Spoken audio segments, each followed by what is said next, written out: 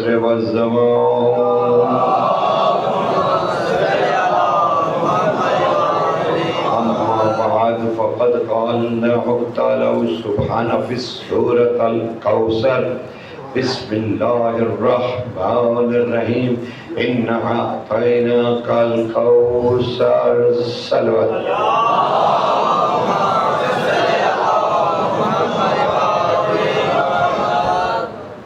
بہت پچھتائے گی وہ زبان جسے زمین پر علی علی کرنے کی عادت نہیں.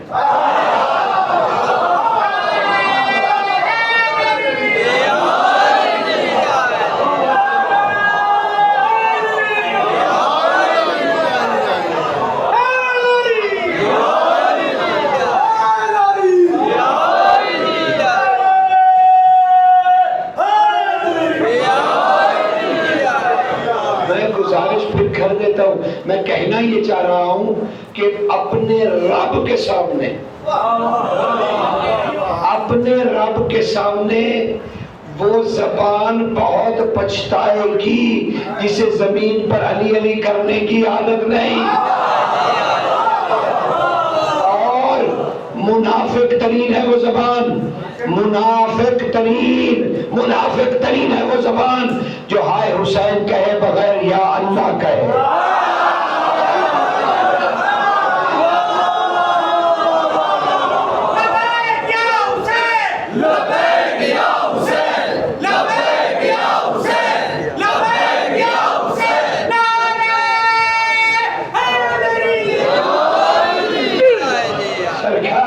منافق ہے. صادق آل محمد کے سامنے ایک صحابی پیش ہوئے، انہوں نے کہا مولا، ابراہیم تاجر کو کہتے ہیں ہم مولا بڑے پریشان ہیں، یہ بازار سے جب گزرتے ہیں تو لوگ ہمیں کہتے ہیں کہ بھائی کب تک حسین کرو گے، کب تک، اتنا عرصہ ہو گیا مولا، اب ہم ان کے کیا کہیں. تب صادق نے کہا میرے ساتھ چلو، ذرا سوق میں میرے ساتھ چلو. تو جب بازار میں صادق آل محمد آئے تو آپ نے ارشاد فرمایا اے ابراہیم آگے کھڑے ہو کے ذرا بلند آواز سے کہے کہ رسول کا بیٹا کہہ رہا ہے کہ جب تک اللہ اللہ ہوتی رہے گی حسین ہوتا رہے گا.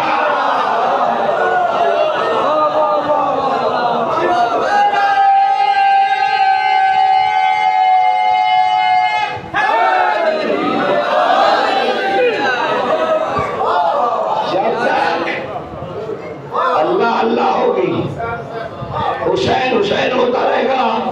اسے کوئی نہیں روک سکتا کہ کوئی حسین کو روک سکے. ممکن ہی نہیں کیونکہ حسین کا ذکر بھئی آپ دیکھتے نہیں اللہ نے کیا کہا. اللہ نے کہا میرے محبوب اپنی بیٹی سے وعدہ کر میں ایک ایسی قوم پیدا کروں گا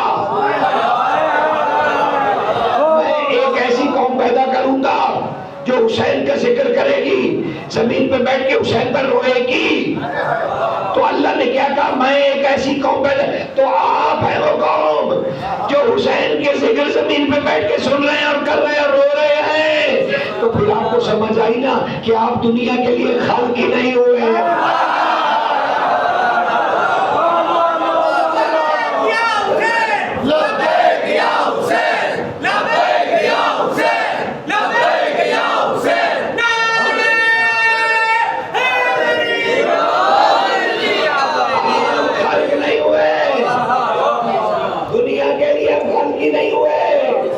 معاف کر دیجئے گا، دنیا کے لیے خلق ہی نہیں ہوئے.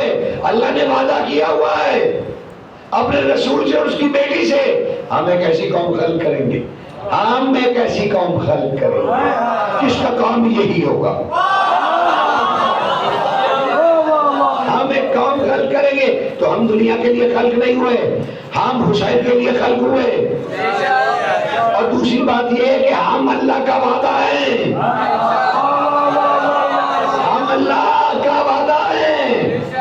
اللہ کا وعدہ ہے بھائی کہ اے اللہ ہم ہیں وہ وعدہ جو تو نے رسول سے کیا تھا. اس لیے تو وہ چلے آتے ہیں کہ ہم مسلمانوں میں نہیں جا رہے، ہم اس قوم کی طرف جا رہے ہیں جس کا وعدہ اللہ نے ہم سے کیا تھا. مسلمانوں ہم اس کام کے لیے. اور یقین کرو اللہ اپنے کمالوں کی وجہ سے، اللہ اپنی بے نیازیوں کی وجہ سے حسین پہ خود رو نہیں سکتا. اس نے اپنی نیابت میں ہمیں خلق کیا.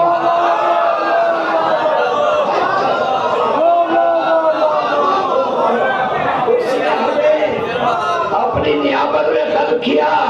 بھائی کمال ہے. آج جو شخصیت زیر بحث ہے وہ ہے بھی کوثر،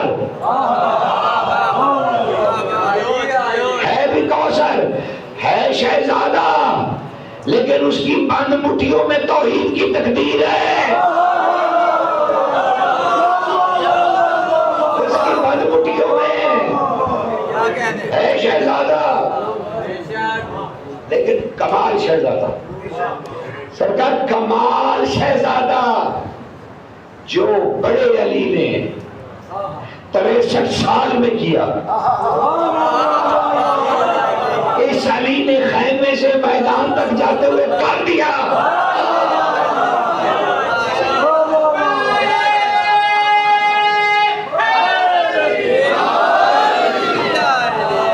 سمجھ رہے ہو؟ بڑا علی اللہ کی طرف سے فرض، اور یہ علی اللہ کی طرف سے تم پر قرض. فرض کو ماننا ہے، قرض کو اتارنا ہے. تو آؤ وزاداری میں تاکہ اللہ کا قرض اترے.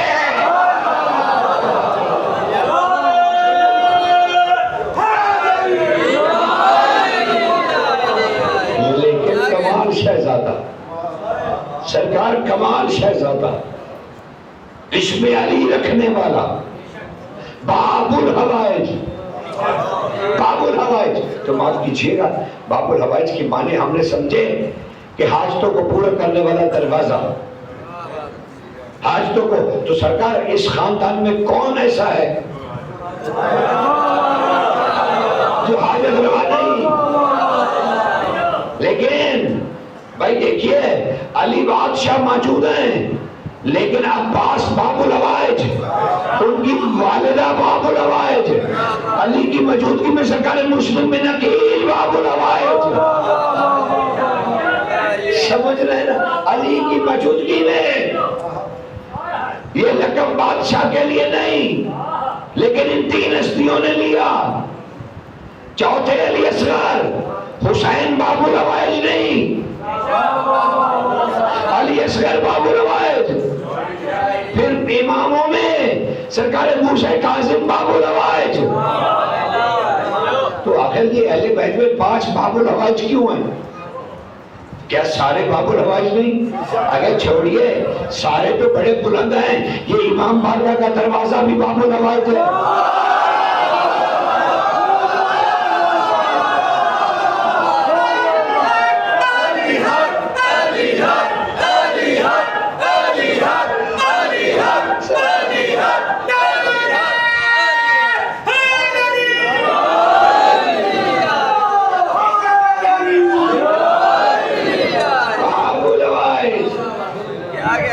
علم باب الحوائج، انجنا باب الحوائج، تازیہ، جھولا، مہندی، یہ سب باب الحوائج. تو پھر یہ 5 باب الحوائج کیوں؟ تو اس کا مطلب ہے کوئی خاص معنی ہے، یہ درجہ ہے کوئی جو اللہ نے عطا کیا ہے. تو آئیے ذرا معصومین سے پوچھیں. تو حضرت جواد الائمہ نے ارشاد فرمایا، چچا ابو ہاشم جعفری، ہم میں یہ جو 5 باب الحوائج ہے نا، آپ کو پتہ ہے یہ کون ہے؟ انہوں نے کہا اللہ اور اللہ کا رسول اور اس کا بیٹا جانے. تو امام نے فرمایا سنیے، یہ ہم میں 5 باب الحوائج. پھر یاد کر لیجئے کہ حضرت عباس، ان کی والدہ گرامی سرکار مسلم نقی مولا علی اصغر، سرکار موسیٰ کاظم، یہ 5 باب الحوائج. 5 باب الحوائج.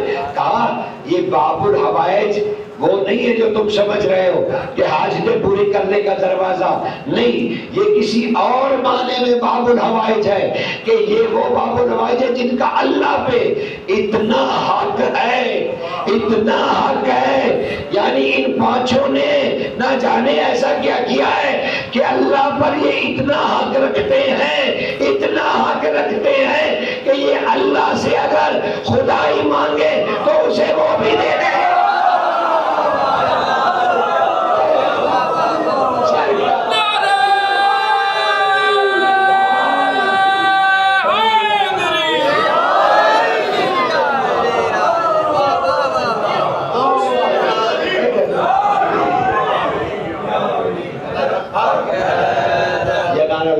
لگائیں تو پھر پتہ چل جائے گا۔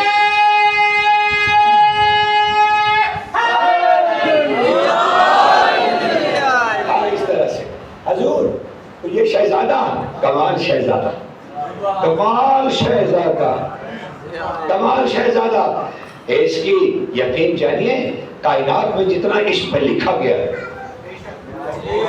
اس قدر کاغذ اور قلم کسی اور پہ استعمال نہیں ہوا۔ بھائی سیرت تو اس کی لکھی جاتی ہے جس نے معاشرے میں زندگی گزاری ہو، سیرت تو وہ ہوتی ہے جو معاشرے میں زندگی گزارے، جس کا رکھ رکھاؤ ہو، جس کا لین دین ہو، جس کا نظام عدل ہو، جس کا نظام معاشیات ہو۔ یہ شہزادہ بھی حسین کی دور میں ہے، لیکن اس میں اتنا لکھا گیا، بلکہ اتنا ہی نہیں، سیرت علی اصغر، سیرت علی اصغر۔ اور بھائی آپ حسین کی روٹی تو سمجھتے نہیں ہے نا، یہ 10 محرم حسین کا بنایا ہوا کیسا دن کہ جو صبح عاشور 6 ماہ کا شہزادہ تھا، عصر عاشور تک رہبر دین بن چکا تھا۔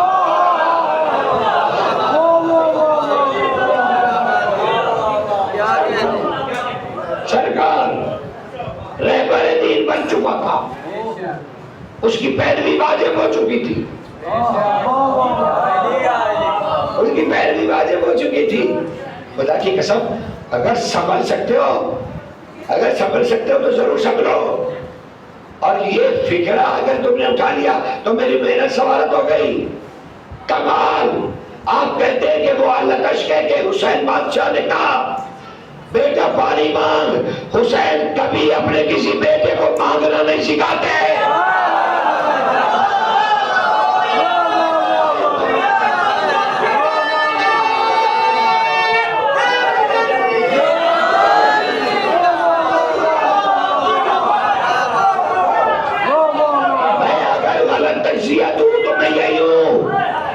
لیکن خدا کے لیے اپنے فکر کے دروازے کھولیے، ہم کوئی لکیر کے فقیر نہیں ہیں، اللہ نے ہمیں صاحبان عقل بنایا ہے، اشرف المخلوقات بنایا ہے۔ ہم سمجھتے ہیں حسین کی سیرت و کردار میں یہ بات ہے ہی نہیں۔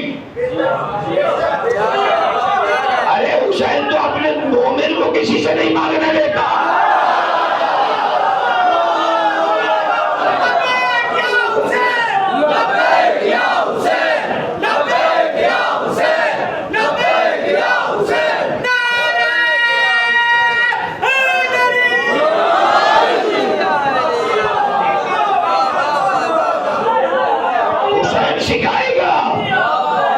حسین اپنے بیٹے کو سکھائے گا مانگنا کہ امت سے مانگو۔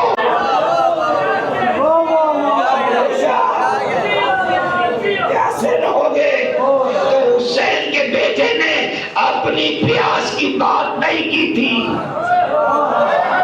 انسان کی فطرت کی بات کی تھی کہ حسین اگر تم سے چھوٹ گیا تو پھر قیامت تک تم علم کی بھیک مانگتے رہو گے اور تم ہر شے سے پیاسے رہ جاؤ گے، نہ تمہیں خدا ملے گا، نہ تمہیں محمد والے محمد ملیں گے۔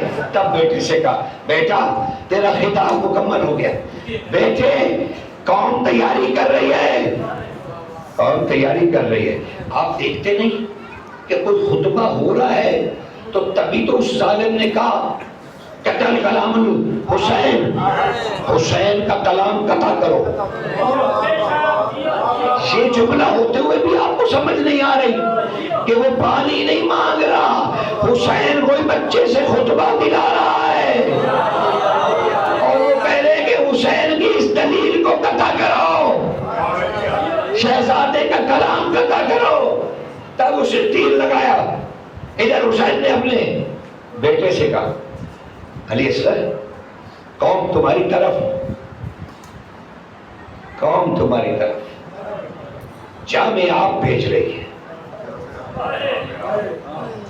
تمہاری طرف پانی کا جام آ رہا ہے۔ اب بابا تیار ہوں، بابا تیار ہوں، آنے دیجیے۔ کہا علی اصغر جام روانہ ہو گیا۔ کہا بابا تیار ہوں، اصغر تھوڑا تھوڑا اوپر ہونا شروع۔ کہا اصغر آدھا سفر ہو گیا جان کا، آقا تیار ہوں، اصغر قریب آ گیا۔ کہا تیار ہوں، اچانک حسین نے کہا اللہ اکبر، اصغر نے کہا بس وہ شیبہ جامع آپ 3 جگہ سے ذبح کرتا ہوا حسین کے بازو میں پیوست ہو گیا۔ اب اصغر گود میں نہیں ہے، بازو سے لٹک رہا ہے، بازو سے لٹک رہا ہے۔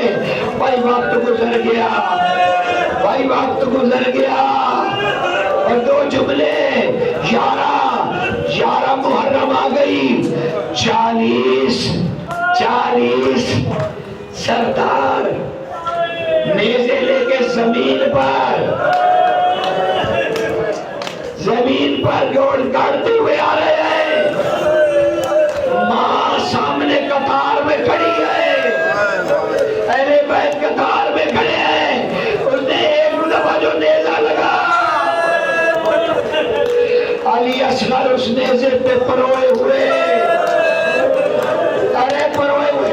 اس لعین نے نیزے پہ اصغر کو دیکھا، پھر شہزادیوں کے قریب نیزہ کیا۔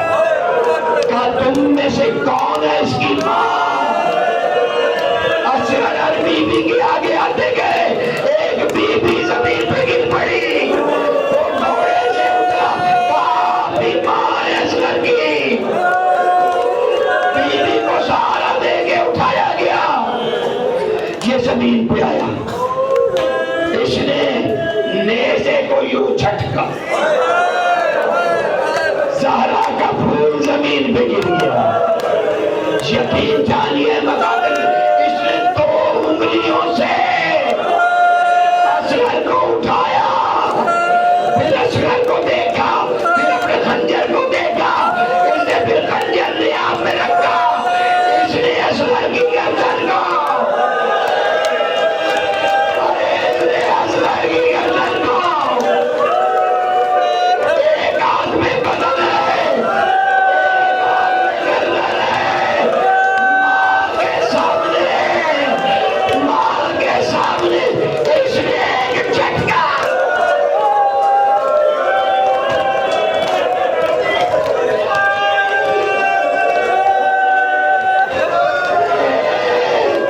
اس کے ایک ہاتھ میں بدن، ایک ہاتھ میں اصغر کی زلفیں۔ پھر اس نے کیا کیا؟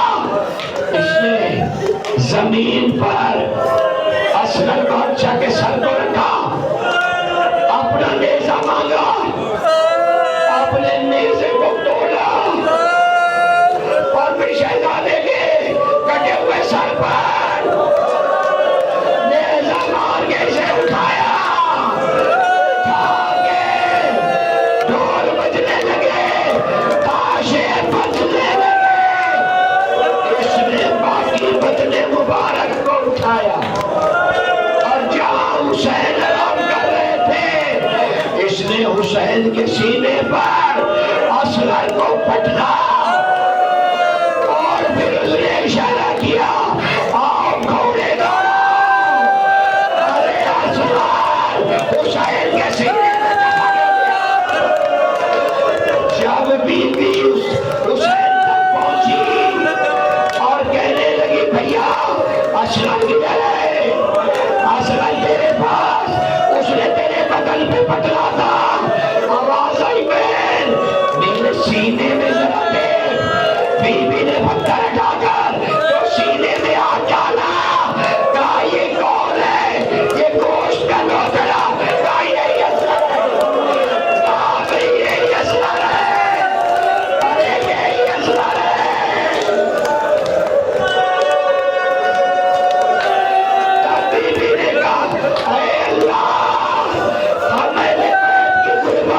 قبول کر